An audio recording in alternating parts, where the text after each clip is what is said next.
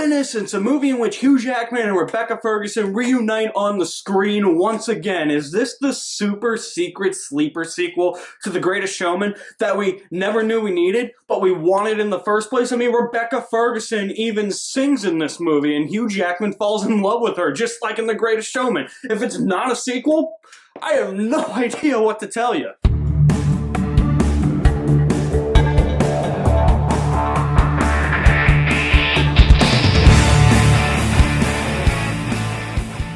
Reminiscence is now in theaters and on HBO Max for the next 30 days. Stars Hugh Jackman, Rebecca Ferguson, and Thandaway Newton. Hugh Jackman plays Nick Bannister, a private investigator of the mind who navigates the alluring world of the past when his life is changed by a new client, May. A simple case becomes an obsession after she disappears and he fights to learn the truth about her. May steals from different people for her own reasons, and Nick is trying to figure out why. This movie was written and directed by Lisa Joy, who is the wife of Christopher Nolan's younger brother, Jonathan Nolan, who she co-created Westworld with. I was really interested to see what her feature film debut would entail, and unfortunately, this is inferior to all of the other sci-fi films that it borrows elements from. That's not to say Reminiscence doesn't lack ambition, however, opens up its world to the audience to explore. Most fleshed out that this world gets is that certain cities have fallen below sea level, so now certain cities are now flooded and completely underwater, like Miami, where the movie is set, and we get to see Hugh Jackman just take a water taxi to work. That's really its own idea, but even then, I felt like this is just Waterworld. And then when you look at the actual plot of the movie and the device that is used to relive these memories, you basically put somebody in a machine, put a headset on them, Hugh Jackman is able to see their memories unfold in like this little stage area, and immediately I said to myself, this is Assassin's Creed. This is somebody going into the Animus, plugging into something, reliving their ancestors' memories to figure out some clues that they need in the present day to figure out where some things are. This is exactly like that. And I honestly wish that this movie had focused more on the sci-fi elements. Maybe it would have focused more on that idea that Miami and other cities are underwater now. Maybe there could have been like some connection when he's reliving people's memories and all that, but no. He sees Rebecca Ferguson's memories play out on screen and then she disappears, and it's like, and now it just turns from a sci-fi movie into like a murder mystery noir that's way less interesting than the sci-fi elements it set up, even though those weren't that interesting and they borrowed heavily from other films. And we have this story that revolves around corrupt cops and a drug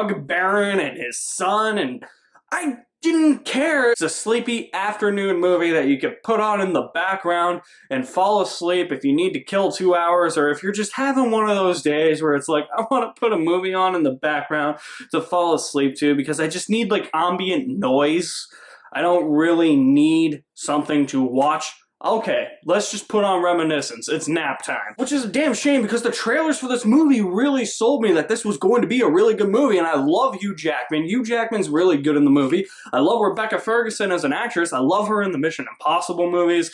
I loved her in The Greatest Showman. Everything Rebecca Ferguson has been in, I loved her. Same with Thandaway Newton. She was in Mission Impossible 2 as well. She was one of the best parts of Solo before she got shafted and fucking died. Everybody does really good with the material they're given. It's just all the ambition doesn't build to anything in this movie. It really just comes across as a boring slog that is less interesting than the trailers lead you to believe. It never commits fully to its sci-fi premise. And I wish that it had, because it would have been a more interesting movie even if it was borrowing elements from previous sci-fi movies or video games like Assassin's Creed.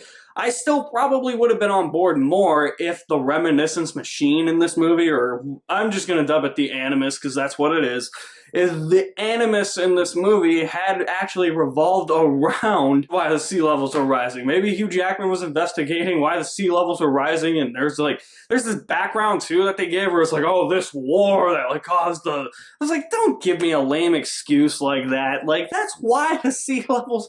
No. No, come on. You could tell that it's trying to be a noir thriller because the lighting of many of the scenes, I'm like, there's a lot of like orangey, greenish hues.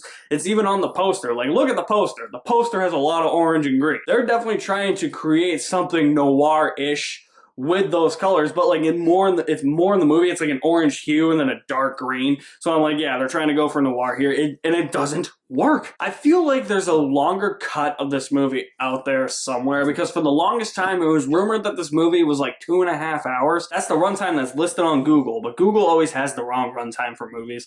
So that's the runtime that's listed on Google. It was also the runtime that was listed on the AMC app at one point and IMDb, and then it got switched to 1 hour and 56 minutes. So there's gotta be a longer cut of the movie out there, and I feel like it would be a better movie if it were that long. I feel like it would answer a lot of the questions and fill in a lot of the blanks that I had with some plot points it raises in the movie, and it probably would have fleshed out the villains a lot more, because the villains are lame as hell. Let me tell you something, the actual villain of this movie is time. Yes, it's time. It's like in Solo, but at least in Solo you had Dryden Voss. You had to get the coaxium to Dryden Voss because they were on a time crunch. I'm like, okay, I can buy time being a villain in the Han Solo movie. This is just like time because time. Yeah, we get it. The Nolan family is obsessed with time.